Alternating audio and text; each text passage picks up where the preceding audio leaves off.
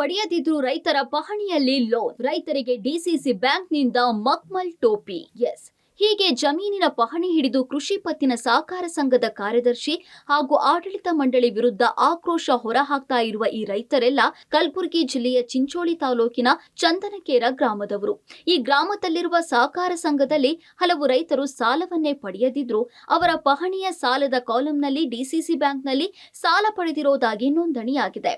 ಇದರಿಂದ ಆತಂಕಗೊಂಡ ರೈತರೆಲ್ಲ ಕಳೆದ 1 ವರ್ಷಕ್ಕೂ ಅಧಿಕ ಸಮಯದಿಂದ ಯಾವ ಸಾಲ ಪಡೆದಿದ್ದೇವೆ, ಎಷ್ಟು ಸಾಲ ನೀಡಿದ್ದೀರಿ ಅಂತ ಕೃಷಿ ಪತ್ತಿನ ಸಹಕಾರ ಸಂಘದ ಕಾರ್ಯದರ್ಶಿಯನ್ನ ಕೇಳಿದ್ರೆ ಇಲ್ಲಿವರೆಗೂ ಯಾವ ರೈತರಿಗೂ ಕೂಡ ಸರಿಯಾದ ಮಾಹಿತಿಯನ್ನ ಇಲ್ಲಿನ ಕಾರ್ಯದರ್ಶಿ ಮತ್ತು ಆಡಳಿತ ಮಂಡಳಿ ಸದಸ್ಯರು ನೀಡ್ತಾ ಇಲ್ಲ. ಇನ್ನು ನಮ್ಮ ಪಹಣಿಯಲ್ಲಿ ಸಾಲ ಅಂತ ಬಂದಿದೆ, ಅದು ಯಾವ ಸಾಲ, ಎಷ್ಟು ಸಾಲ ಪಡೆದಿದ್ದೇವೆ, ಅದರ ಮಾಹಿತಿ ಕೊಡಿ ಅಂದ್ರು ಚಂದನಕೇರ ಕೃಷಿ ಪತ್ತಿನ ಕಾರ್ಯದರ್ಶಿ ಯಾವ ರೈತರಿಗೂ ಅದರ ಮಾಹಿತಿ ಕೊಡ್ತಾ ಇಲ್ಲ.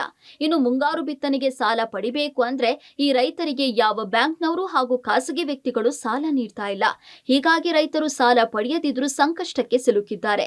ಬ್ಯಾಂಕ್ ಅಧಿಕಾರಿಗಳು ಹಾಗೂ ಆಡಳಿತ ಮಂಡಳಿ ಸದಸ್ಯರು ಮಾಡಿರುವಂತ ಗೋಲ್ಮಾಲ್ನಿಂದ ಸಾಲ ಕಟ್ಟುವ ಪರಿಸ್ಥಿತಿ ಎದುರಾಗಿದೆ. ರಾಜ್ಯದಲ್ಲಿ ಒಂದು ಕಡೆ ಬರ ತಾಂಡವವಾಡ್ತಾ ಇದ್ರೆ, ಇನ್ನೊಂದು ಕಡೆ ಕಲಬುರಗಿಯಲ್ಲಿ ಏನಂದ್ರೆ ಚಂದನಕೇರ, ಕಲಬುರಗಿ ಜಿಲ್ಲೆಯ ಚಿಂಚೋಳಿ ತಾಲೂಕಿನ ಚಂದನಕೇರ ಕೃಷಿ ಸಹಕಾರ ಸಂಘದ ಒಂದು ಪತ್ತಿನ ಈ ಒಂದು ಬ್ಯಾಂಕ್ನಲ್ಲಿ ರೈತರಿಗೆ ಏನಂದ್ರೆ ವಂಚನೆ ಆಗಿರುವಂತಹ ಪ್ರಕರಣ ಇದೀಗ ಬೆಳಕಿಗೆ ಬರ್ತಾ ಇದೆ. ಏನಂದರೆ ಇಲ್ಲಿ ಇರುವಂತಹ ರೈತರ ಒಂದು ಹೆಸರಿನಲ್ಲಿ ಒಂದು ಪಹಣಿಗಳ ಮೇಲೆ ಸಾಲ ಇರೋದಾಗಿ ನೋಂದಣಿಯಾಗಿದೆ. ಆದರೆ ಬಹುತೇಕ ರೈತರು ನೋಂದಣಿ ಆದರೂ ಕೂಡ ಇಲ್ಲಿವರೆಗೂ ಕೂಡ ಸಾಲ ಪಡೆದಿಲ್ಲ. ಇನ್ನೂ ಕೆಲವರು ಸಾಲ ಪಡೆದಿದ್ದರೂ ಕೂಡ ಆ ಹಣವನ್ನು ಕಟ್ಟಿದರೂ ಕೂಡ ಆ ಒಂದು ಸಾಲದ ಮೊತ್ತವನ್ನು ಏನಂದರೆ ಬ್ಯಾಂಕ್ನವರು ತಮ್ಮ ವೈಯಕ್ತಿಕಕ್ಕೆ ಬಳಸ್ಕೊಂಡಿರುವಂತಹ ಘಟನೆ ನಡೆದಿದೆ. ಸೊ ಇದ್ರ ಬಗ್ಗೆ ಮಾತಾಡೋಕ್ಕೆ ರೈತರಿದ್ದಾರೆ.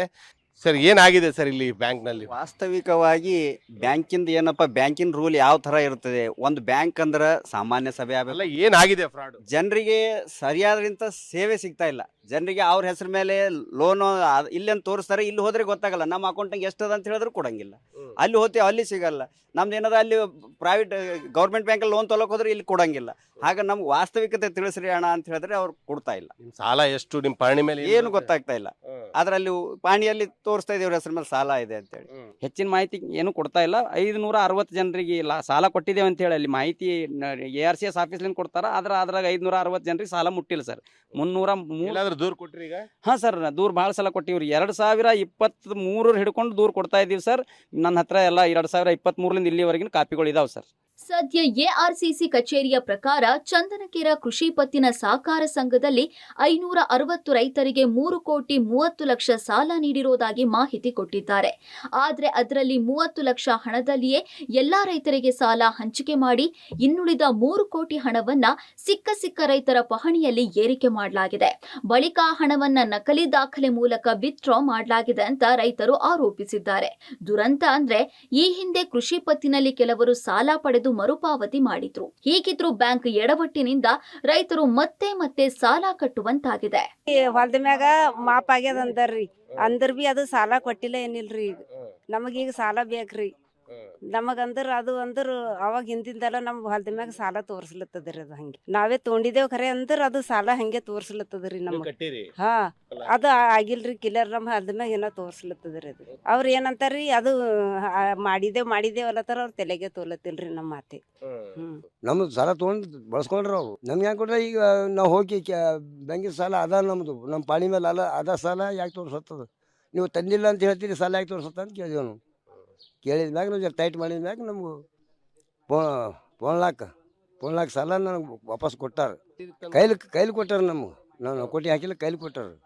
ಅಕೌಂಟಿಗೆ ನಾವು ಅಕೌಂಟಿಗೆ ಹಾಕಲ್ಲ. ಇನ್ನು ತಂದೀವಪ್ಪ, ನಾವು ತಂದು 2-3-4 ವರ್ಷ ಆಗ್ಯದ, ನಮ್ಗೆ ಫರಕ್ ಬಿದ್ದದ, ಈಗ ತೊಗೋರಪ್ಪ ಅಂದ್ರೆ ನಾವು ಅಂದೇವು. ನಾವು ನಮ್ಮ ಅಲ್ಲಿ ನಿಮ್ಮ ಕೈಲಿ ಆಗಿ ತೊಗೊಳಕ್ಕೆ ನಾವು ಕೇಸ್ ಮಾಡ್ತೀವಿ, ಅಲ್ಲಿ ಗೌರ್ಮೆಂಟ್ಗೆ ಹೋಗಿ ಹಾಜರು ಕೊಡ್ತೇವೆ ಅಂತ ಹೇಳಿದೆ. ಹಂಗೆ ಮಾಡಿಬೇಡ್ರಪ್ಪ, ಏನಾರು ಫರಕ್ ಬಿದ್ದದ, ನಿಮ್ಮ ಸಾಲ ಇಷ್ಟ ತಂದಿನಿ, ಇಟ್ಟು ತಗೋರಿ ಅಂತ.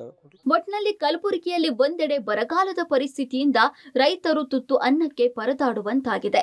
ಇನ್ನೊಂದು ಕಡೆ ಭ್ರಷ್ಟ ಕೃಷಿ ಪತ್ತಿನ ಸಹಕಾರ ಸಂಘದ ಹಣದಾಹಕ್ಕೆ ಅನ್ನದಾತರು ಪರಿತಪಿಸುವಂತಾಗಿದೆ. Praveen Reddy, public TV, Kalaburagi.